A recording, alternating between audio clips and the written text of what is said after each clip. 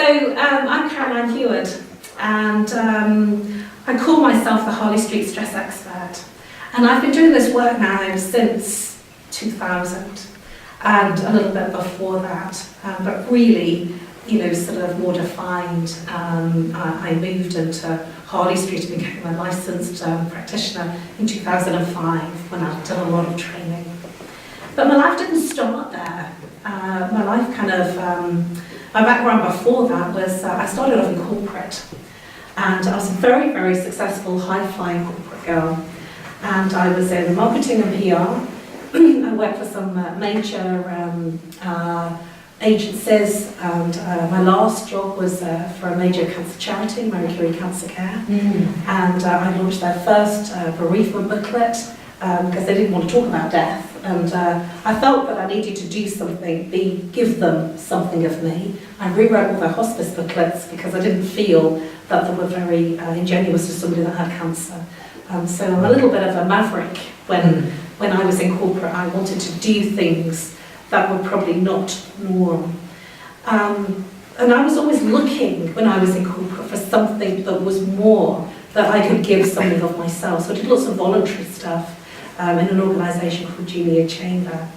And I was a member there since 1992. I did a lot of give back, and I sat on a lot of committees doing business and community. And the first project I did was a Christmas tree appeal. I was studying at the time. I was at university and I was doing my HNC, and I think all this study and this activity was something that I was. It was something who I was. And now I look back, I can see in reflection that I was looking for something, but didn't quite know what it was. But I joined Junior Chamber thinking that that was the something, the added extra thing. And I organised a Christmas tree appeal, and I won from the activity an award. It was a huge cup, and it was for the most outstanding contribution to the city of Birmingham. I took it home, and I said, "Look, Mum," and she said, "You always win awards." Oh, yes. I said, "Oh." So this was a big cup. She says, "That's what you do." And so I kept winning cups and awards, and but that was what I thought I had to do. It was like sort of the tick box thing that I did, because that was where I'd come from. Coming from corporate, it was a tick box activity. And then what I did was I moved from that tick box activity into misunderstanding. And that's because in 2000, my dad passed away. And I didn't really handle it, in all honesty. But at the time, I didn't know. I was working for Marie Curie Cancer Care at the time, but I didn't know that I hadn't handled it. And it was my first experience of literally escaping into my mind. And even though I just got married and I was very successful, I was networking in all the right places and champagne receptions and canapes and doing all those things. I was very, sort of the socialite. And my then husband turned around to me and he said he'd never had his black tie out so often. That he was my consult. But there was something fundamentally not right with my life. And I didn't really understand at the time what it was. But when my dad passed away, I felt like my whole world just completely fell apart. And like everything that I thought was real no longer felt real. And I questioned absolutely everything that was in my life at that time. And even though I had, all the tick boxes, all the things that deemed me as sort of the girl done good, as I've heard just recently from my history teacher. I met up with him after 19 years. We met up 2 weekends ago, and he said, "You've done well." But inside, at that time, I didn't feel it, and that was what was wrong. And I said, if I've done well, why don't I feel good? Why is there something very hollow, very empty inside of me that makes me feel like I'm not happy? But then when I became aware And that was the piece when I became aware 6 months after my dad passed away. And my boss turned around to me and he said, "You're not so happy, I'm worried about you. You need to speak to somebody." I said, "No, I'm fine, I've just got married, I'm doing what I do, and I love my job." And he said, "You just need to talk to somebody." So I went home and I said, "Brian reckons I'm depressed." And my then husband said, "You're not such a sunny bunny these days." I said, "Well, I better get a life then. Maybe I need to change the job." But what it did was it made me question, and it made me ask some very, very fundamental life questions. Who am I? What am I doing here? What's my purpose? And what's the meaning of life? And those questions led me on a quest to find my truth, myself, and what was really meaningful. Because I'd done what I thought was meaningful and right and true. Because I've been the corporate portfolio career girl. I'm very successful at it. But I wasn't fundamentally, deep inside, connected. I felt a complete disconnect with who I was and who I was being. Does that resonate with anybody in the room? And because I felt a huge disconnect, those questions, and it's always about the questions you ask. It's the quality of the question that you ask that gives you the answer to what could be. And because I was asking what's the meaning of life, it led me into an Eastern culture, an Eastern philosophy journey. Now my dad was Indian, and we weren't brought up in his culture and in his philosophy. We were brought up very English, very Western, very Christian. And I spent most of my grown-up years from 5 to 15 in church. And so I gained a lot of values and structure that perhaps my family wouldn't have got from my family because I was in church. But it gave me a difference and a different way to see things than I would have seen normally. And what it did was it always made me kind of help people when I was that young. I was always looking for, I guess that I had how can I make this better, or how can I, help someone. But that wasn't enough, and clearly when I was looking for something more. But then when I was in corporate, that changed, and then it was about doing well. So in my spiritual journey, and I call it that now because it's been a long time, since 2000 I've been doing things. So it's been now, not to date the video, but it's now 2019. So I'm dating the video already. And that's 19 years. And you're probably wondering, well, she doesn't look that old. I was born in 1964, if anybody's good at maths, you can work it out. So I'm older than I look. And what's happened is in my quest for answers, it's led me into all sorts of training and journeying. But the fundamental reason was to find out what the hell happened to me. How did I lose 6 months? What was I doing? What was I saying? Who was I talking to? And that searching led me into understanding that I was in a depression. And I was a socialite. I was a lovey, a PR lovey. I was whining and dining, with all the people. And it sounds glamorous, but believe you me, I look back, and now I look back, I can see it looked glamorous, but it wasn't. That's right. Was that your depression? Well, it wasn't whole. It was like sort of surface. It's like I was in a plastic.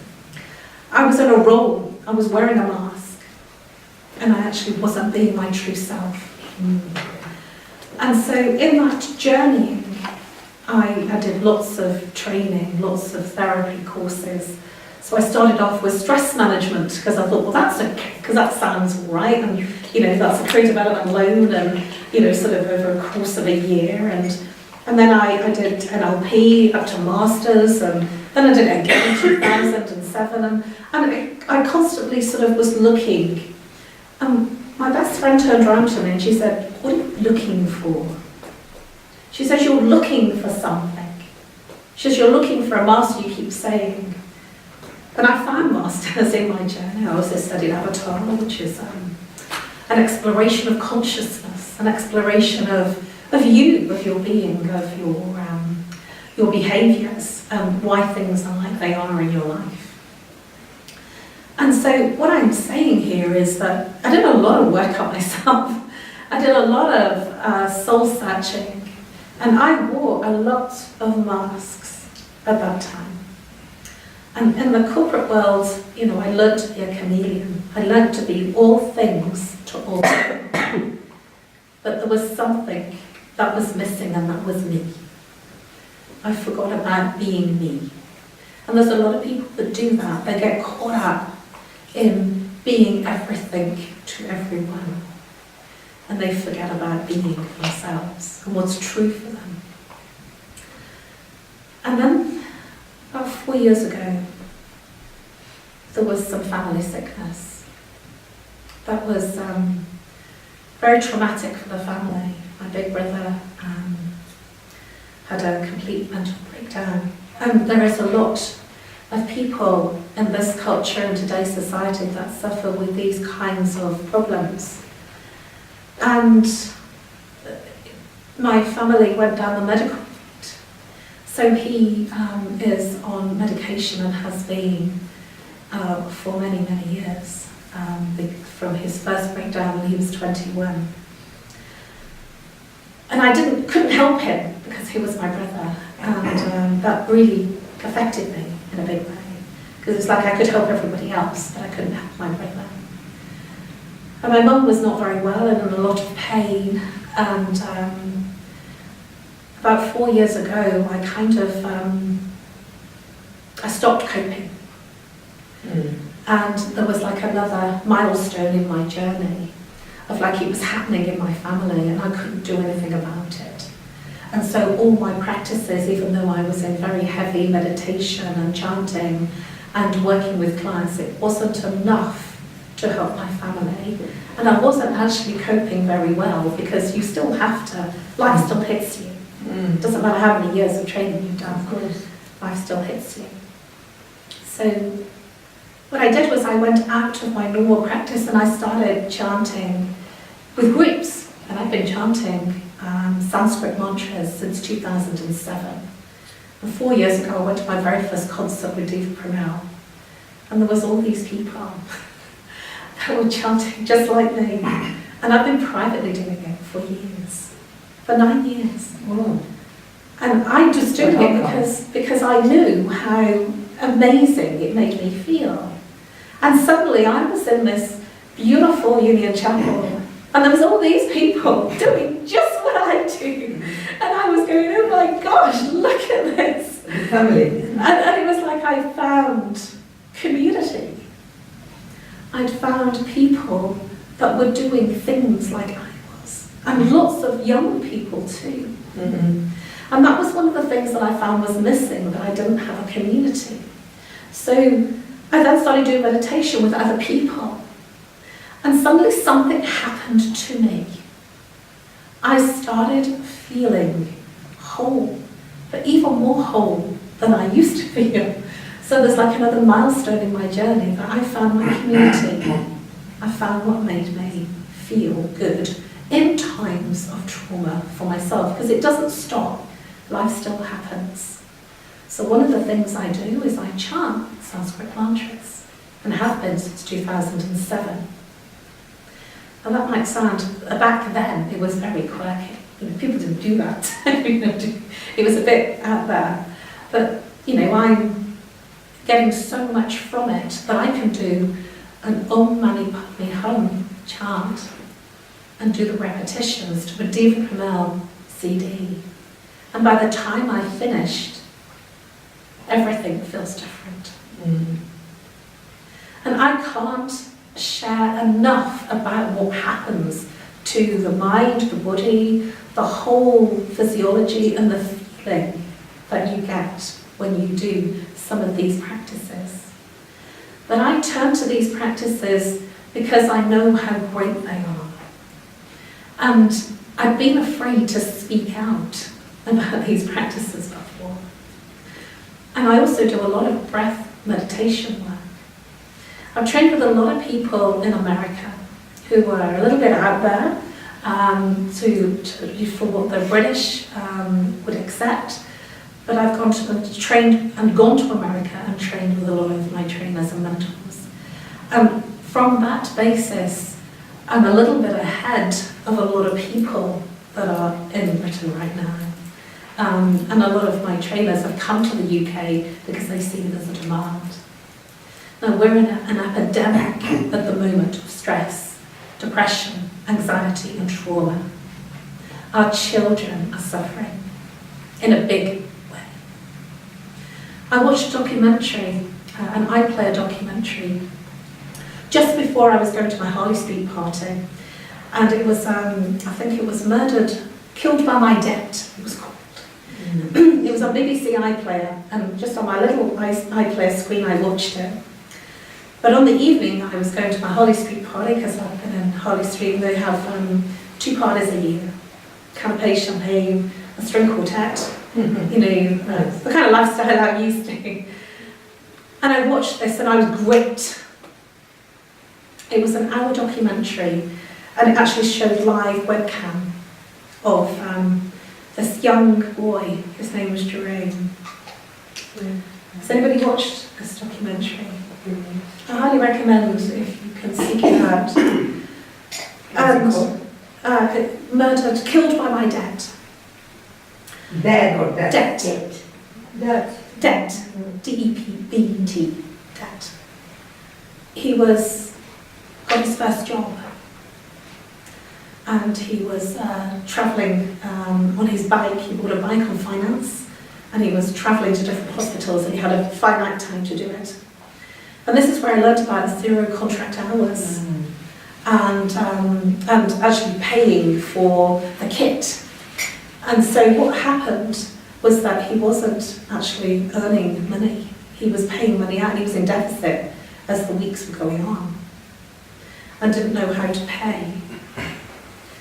Now Jerome, I think he was 21, didn't talk to his family and didn't talk to anyone, but he was watching lots of videos with other children videoing that they were in trauma and not able to talk to anyone.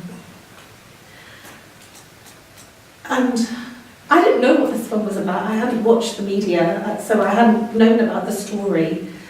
And I kept watching because I was gripped, because there was lots of webcam, you know, body cam stuff, so you were seeing very live footage of this boy. And he was a boy. And 21. And this was his first job. And he couldn't see any way out of the debt. And he went into their favourite place in the garden, the woods. And he hung himself. What? And I cried, and I just kept crying. And I went to my Harley Street party, and I kept crying. And I couldn't believe the difference between this young boy who committed suicide and me being in a Harley Street party, sipping champagne and eating canapés. It didn't make sense. It really didn't make sense, and I was absolutely traumatized by that documentary, and I didn't know that that was going to happen. But I understood. That was the piece. I understood how that can happen. And what happens is when you're in a place of stress, depression, you go round and round in your head. And what he did was he had a job come through. And he said he couldn't, he was exhausted because there was this finite time he had to get to the hospital to pick up the bloods and deliver them. And he couldn't breathe. He was literally hyperventilating. and he could not breathe. And, you know, I felt so drawn into that documentary. This was a young boy. These are our children. So real story? Sorry? Real story? It's a true story, I yes. think also they stopped his hours, they stopped Yeah. using him, which compounded it even further. And it was like pleading and Yeah. he had basically a boss that you don't really want to have. I'm surprised he didn't talk to anyone. It was the But that's the child. It's literally because they don't know. They're trying to be the adult and they don't know. And so it moved me to such a point that I said, I have to do something. And that was in the summer. It was the summer party in Harley Street. But I was sent home from the party because I was destroying the mood. Yes, champagne and canapes, and I was destroying the mood. But I got it. But what that did was it moved me into a place that I had to be more and help more and do something more. And then a few months later, in August, my baby brother passed away. I cannot explain or share with you the intensity of the trauma of losing a sibling. It doesn't make sense. And I cannot even begin to describe what happens to you. Because he was my baby brother. But there's nothing that prepares you for that. Nothing. So a month after he passed away, I made a decision that we have a mortality. And I have to do more. And help more people in a space of trauma. Now we have an epidemic in our Western world and our Western culture of stress, anxiety and depression. And certainly my client base is mainly corporate. Solicitors, barristers, lawyers, accountants, doctors, surgeons, media, IT, tech, architects. But that's because that's the world I networked in, that was the world I came from, that's the world that comes to me.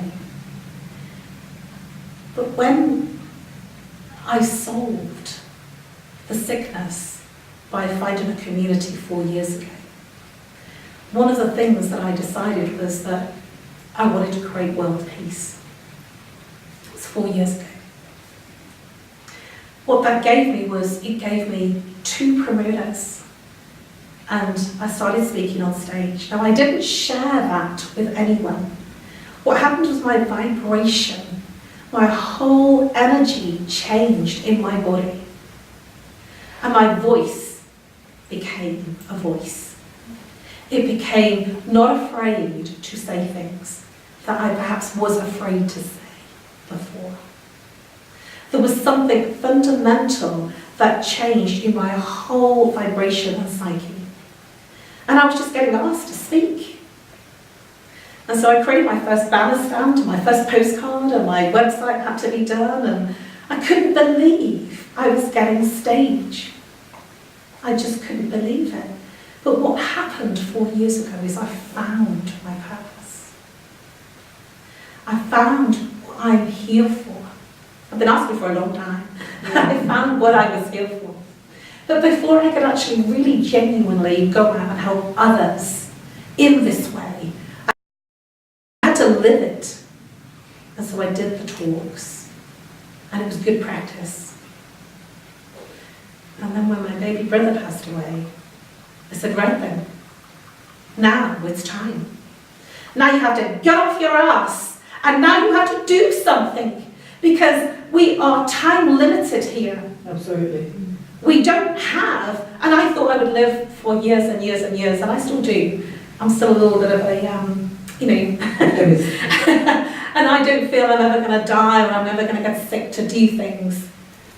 But what I can tell you is that when you lose members of your family, it makes you question things. And that's exactly what's happened for me. And in the bereavements of family, so the trauma of my own family bereavements, it's made me journey through that challenge to become more of who I really am, rather than being who I think I should be, who I think I should say these things, who I think that I should have a flip chart and a PowerPoint, and I need to say this and this, and if I don't say that, then I won't fit in. So I'm saying things that are not comfortable for some people. But you know, we all have stress in all sorts of ways. But I thought to myself, well, what about working with people with even more trauma and even more stress? And when I decided 4 years ago to create World Peace, something crazy happened. There was no advertising, I didn't say anything in my website or anything. I started getting people coming to see me from war-torn countries and conflict countries. I started getting people from Syria, Afghanistan, Lebanon, people who've grown up in South Africa, in the tribes, people from Uganda, from Rwanda, and so on. And I couldn't believe my luck. I was bringing them, they were coming to me, and there was nothing being said. And so what I'm demonstrating here is, when you make a decision, when you decide to do something, when you really, really decide from a heart place to do something, something fundamentally changes in your life. And that gave me stage time. And I didn't really know what to do with it, but to share some great stuff that I knew, and my story, because my story is, it's one that I've really risen through challenge.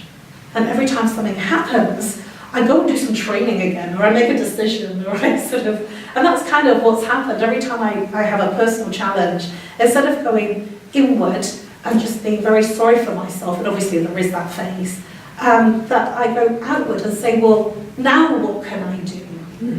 You know, and so I'm a little bit odd in that respect, but I'm always, you know, each challenge, each big challenge that I have creates a new way to operate and be in life and become even more of myself. And now there are no masks. I'm purely 100% Caroline Heward. So how I help people, the thing that I had to do for myself is what I do for others, which is why I know it works.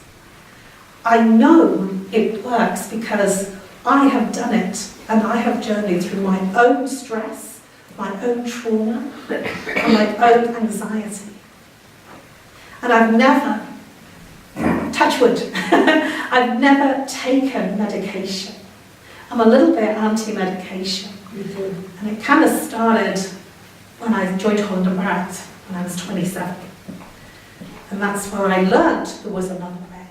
So I've kind of been doing this work for a long time, you know, so when I was 27, I'm 55 almost now, so that was, you know, that's half of my life that I've known of different ways, and always looking for what might be deemed the alternative. And one of the things that I do is I listen to snippets of the story of the person in stress or trauma.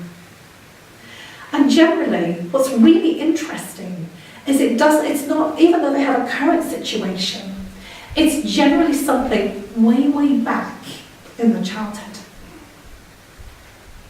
And most people, they shut down their feelings and emotions when they're in a state of stress, anxiety, depression, and trauma. Because they can't cope. And the body's a perfect self-defense mechanism. It's beautiful. It's a beautiful piece of machinery. And if it can't cope with something, it literally shuts down. So that you can keep going in a practical, logical. Now, we think that's great, and it works, and we kind of get through it, and then we think that we've handled the bereavement, or we've handled the divorce, or we've handled the separation, or we've handled the, you know, sort of the acrimony, or the friendship breakdown, or the partnership. We think we've handled it. Because we generally handle things practically and logically.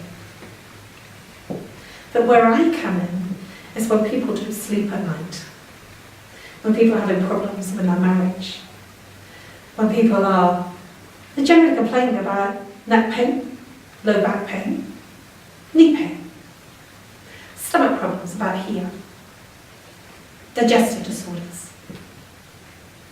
For women, there might be fibroids. There might be period problems, menopause problems. But these are things we're very common with. Headaches, migraines, we're very common. We know about these symptoms. And our culture in Western society is that we go to the doctor and the doctor says, what's the problem? And we say, I can't sleep at night. So the doctor gives you a pill. Before he's even asked you why, what's going on in your life, he's offering you a pill. You take the pill and then you sleep. You wake up feeling a bit groggy, and then the next night you can't sleep, so you take a pill, and then the next day you're not sleeping. And so what's happening there is the symptom is being treated. And when you only treat the symptom, you're not actually looking at what's caused the problem. Because if you're only looking at the symptom, whatever is causing the problem keeps appearing. So some people will walk around with low back pain, neck pain, for 20 or 30 years. That's crazy. Because did you know that our body, the whole body, all the organs and the structure changes at least every 12 months? Your entire body changes. So how does that work? Somebody having a back pain for 20, 30 years. Now, I had a client that came in to see me, and he was very, very in the mind, very wanting to understand. And he had a 60-point symptom list. So that was kind of hard. That was a challenge in itself. So what I did was I focused on the physical things, because I thought, well, let's help this person. Quick. So in the symptoms, he had pains in the right hip for 30 years. He couldn't walk properly, and he was very, very stiff. I identified the root cause through a series of very specific questions. And by the end of the session, the symptom of the hip pain was gone. Literally cleared. He had neck pain for 20 years. I identified, because this is very personal, it's an extremely personal intervention. It's not a textbook, it's a very personal intervention in terms of really finding out what was going on in the life of that person at the time that it started. So the root cause. And when I identified the root cause for him, by the end of the session, guess what? The neck pain was gone. He had shoulder pain, the right shoulder, and he'd had that for 30 years. I'm going to share what that was with you, what the root cause was. The shoulder pain, the right shoulder, is related to the heart. And the heart is related generally to loss, grief. And so loss can be, grief is the main thing, but loss can be loss of a home, a culture, a lifestyle, a childhood, a friend, a partnership, a company. It can be all sorts of, we can lose all sorts of things, a marriage. It can be all sorts of things for children, a pet, a school, friendships that they were in, where they go from one school to a different school. And so it can be all sorts of things. But what I said to him was, who died? Who died? And he turned round and he literally burst into tears. And in that moment of emotional release, the pain was gone. And that's how fast I work with my clients. And so trauma, even though it buries itself in the body physically, emotionally, mentally, behaviourally, we do things. Does anybody know the concept of a revolving door? That you're kind of in the same situation, like it's familiar. Like there's a familiar experience that you have. It might be same feeling, same experience, different person, different time, different date, different location. But it's like, oh God, I'm here again. Groundhog Day. Groundhog Day. I call it the Revolving Door. Now I need to watch Groundhog Day, the movie, because I describe this concept, and people have come back with the concept of Groundhog Day. So I do need to watch that movie. That's on my bucket list. And essentially, Groundhog Day is that there's the central character essentially has a new day and it has a new beginning. But what he does is he hasn't learnt from the experiences he had the day before. And what he does is he creates all the same mistakes all over again. And at the end of the day, he says, oh, and he's really, really exhausted at the end of the day. He says, I'm not doing that again. But the next day he gets up, it's a new day, and he does all the same things. And so that's what we do generally in relationships. And we're relating to everything and everyone. It's not just about intimate relationships, although that's the one that we kind of think about when we're thinking about relationships. We're relating to everyone every time. I relate to the person on the underground. I relate to the person sitting next to me on the underground. I relate to my mum in a telephone call, my brothers. I'm relating to you, relating to Margaret, Robin. And so we're in a relationship with everyone and everything in life. And so one of the things that I do is that when I walk up to the tube station, it's a 5-minute walk. And when I walk up to the tube station, there might be a cat that comes out and it's like sort of tail curls up and it looks at me with his little eyes and I go, hello pretty cat, what are you doing here? And he'll look at me and his eyes will light up and he's looking at me to stroke him and I'll stroke it and what is going on here? I'm being very, very present. Now I heard a word that I've not heard for an extremely long time. I was in training on the weekend with Heart Math. I was trained with Heart Math, who were also Americans. And they're all about heart-brain coherence. And when I talked about the fact that I thought it was about being present, I'm just like sort of connecting at every stage with everything and everyone. And that makes you feel very, very present and it makes the mind extremely calm. And he said that's benevolence. And I've not heard that word for an extremely long time. And so I looked it up, what does that mean? I thought that was just kindness. And it's about, when I read up the dictionary, Wikipedia, it was about kindness to all things, creatures, people, and things.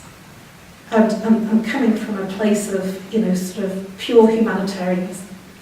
And when I read it, I kind of thought, well, that's sort of what I do. But I didn't think about that word. I just thought I was being very, very present and in the moment. And being very connected with life, nature, and the world. But that's how you get over things like stress, anxiety, depression. And that was one of the things that I learned, but I forgot about that word, benevolence. And it's actually so old, that word. I don't hear it used very often these days. It's an old-fashioned word. But the fact that when I described what I did, and it was described back to me as that's benevolence, I kind of thought, well, maybe that's one of the things I teach, that we are all connected. And if you're having a bad day and you're feeling sad or angry or stressed in any way, have you ever noticed that the other person, everybody that you speak to is angry or stressed or sad, and they'll have the same sort of story to give you, and like sort of you have a common thread of, both of you feeling sad or angry about whatever it is, and you'll both have your sadness and your anger. I want to share something with you that my mum said to me, because she doesn't really understand very much about the work that I do. She kind of knows that I do stress and I help people, but she doesn't really understand quite what. And she said, you'll never guess what. I was on the bus, because she lives in the country, and there are only buses there, there's no tubes network. And she said, I was sitting on the bus and the person I was sitting next to had the same operation that I did. And I said, wow. And she said, but that's unbelievable, isn't it? She had the same surgeon as I did. And I said, that's really, really good. And she said, and she's had the same medication as I'm on. And she's got the same side effects as I've got. And she's got the same this and that. What are the chances of that? Well, what are the chances of that? The thing is, everything is connected. And so if you are vibrating at that vibration, you are going to see somebody that has the same similar experiences as you, because that's what happens. That is what happens. And so if you ever looked for a car, that you know, if you ever, I mean, I don't drive, but you know, if you're looking for a new car and you've decided the make and the colour, and then suddenly everywhere around you, you see that car. And it's weird, is it? True. Is it weird though? Weird but true. Yeah. It's in your mind. It's because everything is energy. And that's been scientifically proven. Yeah. We are, I'll throw a stat at you, 99.99999, 13 times energy. And we are that's less than 1%, that's 0.99999, 13 times matter. So when somebody says to you, what's the matter? They're only addressing the less than 1% of what's here. Now, if you're not in the mind, and that's where my specialism is, when you move out of the mind into a place of silence. I have some people say, what's that? Silence, how can you do that? Says it's easy when you know how. But when you move from the thinking, conversation, analytical mind to silence, you reconnect to your heart, and you reconnect to everything and everyone. You reconnect to the whole of what is possible, infinite potentiality. Because all stress, physical, emotional, mental, behavioral trauma resides in the mind. And this is very known because you can have, and I've had a lot of people from war-torn countries come to see me, and they are still, even though they're in the UK, they are still in the trauma of what happened to them. I had an SAS soldier come to see me, and he was in such a deep space of deep relaxation with me that he started quoting his number. What? He started quoting his number. And he says, 1, 2, 3, 4, 5, 6. I can't tell you my number. 1, 2, 3, 4, 5. I can't tell you my number. 1, 2, 3. And I said, what's happening? What's going on? And he got so deeply relaxed. And what I did was I put my hair up. Because I put my hair up, after the session, he said that it reminded him of an interrogation, because the lady that had interrogated him had her hair up. And he said, it's your hair, and I just took it down straight away. He said, it's your hair. And so he wasn't even in the situation, but the situation was in the mind. And so the mind is very, very powerful in terms of how it creates your stress, your anxiety, your physical, emotional, mental ache and pain. And so when we cleared it, because what can happen for some people, it can come up physically, mentally, and literally release. So some people will be aching and paining all on the right side, all on the left side. It releases all down the right side, and then it's gone. And in a session, that's what can happen for some people. And it's fast. It's really, really quick, because that's what happens when you're not in the mind. When you're not in the mind, you don't own all the stories. And it's the story that you tell that creates the symptom and the pain, wherever it resides. So one of the things that I love to do is to create comedy around the story. And when somebody has a physical ache and pain for like 20, 30 years, or maybe 40 years, and we find the root cause, and then maybe they're 46, which I had a lady that came to me recently, she was 46, and it was a root cause that happened when she was 6 years old. And I said, well, whoa, you've been carrying this for 40 years. Isn't it time to let it go? Isn't it time that, you can actually, because you're not even that person anymore. You're not even in that circumstance anymore. But because we sit and we paste over the symptom, we literally paste over the cracks, and we keep finding techniques. We find things. Oh, yeah, I chant, I meditate from time to time. And we paste over the crack. But the root cause is still there, buried. And one of the things I love to do, because it's beautiful work, because they don't have to go into the story. Because the story keeps you trapped. And even when people are not in the situation at all, and they're actually high-flying and very successful, what happens is when they come back, they're really traumatized by something that happened so deep in their childhood or so far away that it's still reoccurring. And so there was an experiment done when I was working in corporate. There was also experiments that were done, which I was very interested in. One of those experiments was a charity that ran a cocktail party. They had 50 men. They invited 50 men. Out of those 50 men, there was one serial abuser. They also invited 50 women. Of one was a serially abused person. Could I ask in the room 2 questions? One, did they meet in that 2-hour cocktail party? Yes or no? Yes. Yeah? With the energy. That's exactly. So yes, they met. How long do you think it took them to meet? It was a 2-hour cocktail party. How long? 10 minutes. 6 seconds. 10 minutes. So that's pretty fast. Where they were standing to know where they met. Well, this is the thing, because in 100 people room. Yeah, I mean, where they were standing to They would have been around. the energy was so much close that they met. And the answer is right. 10 minutes.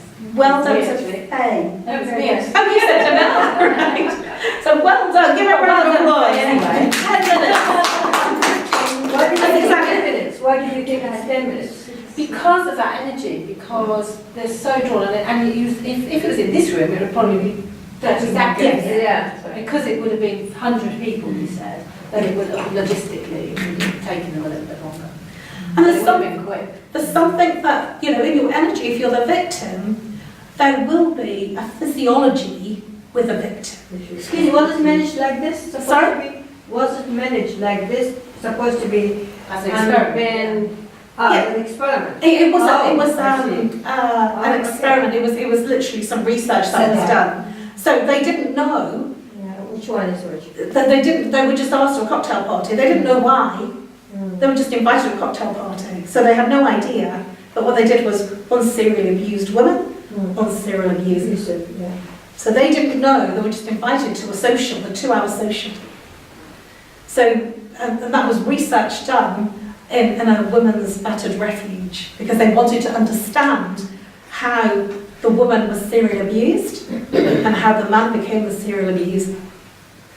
Now, this is demonstrating something very specific. It's demonstrating the scientific fact that everything is energy.